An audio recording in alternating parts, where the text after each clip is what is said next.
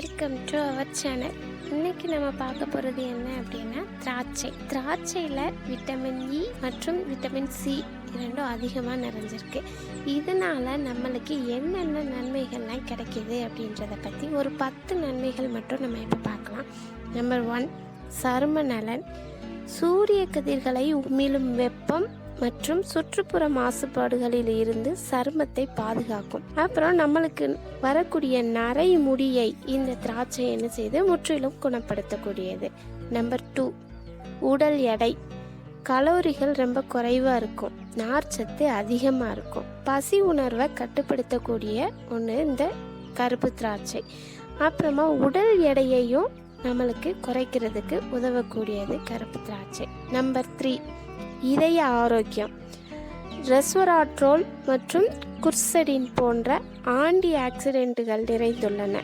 இவை நம்ம உடம்புல இருக்கக்கூடிய, அதாவது நம்ம இதயத்தில் இருக்கக்கூடிய தமனிகளில் அடைப்பு உருவாகாமல் தடுக்கிறதுக்கு இந்த கருப்பு திராட்சை நம்மளுக்கு பெருசாக பயன்படுது. நம்பர் 4, நோய் எதிர்ப்பு சக்தி. விட்டமின் சி அதிகமாக இதில் இருக்கிறதுனால நம்மளுக்கு நோய் எதிர்ப்பு சக்தி அதிகமாக இருக்கும், அதிகரிக்கிறதுக்கு நிறைய வாய்ப்பு இருக்குது. தொற்று நோய்கள் நிறைய பரவாமல் நம்மளுக்கு அதை தடுக்கிறதுக்கு, அந்த அபாயத்தை தடுக்கிறதுக்கு பெரிதும் உதவக்கூடியது இந்த கருப்பு திராட்சை. நம்பர் 5, புற்றுநோய் வராமல் தடுக்கிறது இந்த கருப்பு திராட்சை. ஆர்கானிக் அமிலம் அப்படின்னு ஒரு அமிலம் இந்த கருப்பு திராட்சையில் இருக்குது. அது நம்மளுக்கு கேன்சர் வராமல் தடுக்குது. நம்பர் 6, கொழுப்புனால நம்ம உடம்புல இருக்கக்கூடிய கொழுப்போட அளவை ரொம்ப குறைக்குது.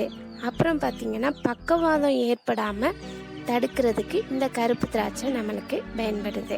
நம்பர் 7, செரிமானம். நார்ச்சத்து இதில் அதிகமாக இருக்கிறதுனால நம்ம சாப்பிடக்கூடிய சாப்பாட்டை உள்ளே போய் நல்ல செரிமானத்தை அதிகப்படுத்தி மலச்சிக்கலை கட்டுப்படுத்துறதுக்கு இது நம்மளுக்கு உதவுது.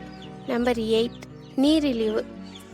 நீரிழிவு நோய். இப்போ பார்த்திங்கன்னா எல்லாருக்குமே இல்லாத இவங்க ரொம்ப கம்மியாக இருக்காங்க. 10% உள்ளவங்களுக்கு தான் நீரிழிவு நோய் இல்லை அப்படின்னு சொல்கிறோம். இப்போ அந்த மாதிரி நீரிழிவு நோயை கட்டுப்படுத்துறதுக்கு இந்த கருப்பு திராட்சை ரொம்ப பயன்படுது. கருப்பு திராட்சையை ஜூஸ் மாதிரி அடித்து டெய்லி சாப்பிட்டிங்கன்னா நீரிழிவு நோய் வராமல் நம்ம கட்டுப்பாட்டுக்குள்ளே கொண்டு வரலாம், இல்லாமலும் போகும்.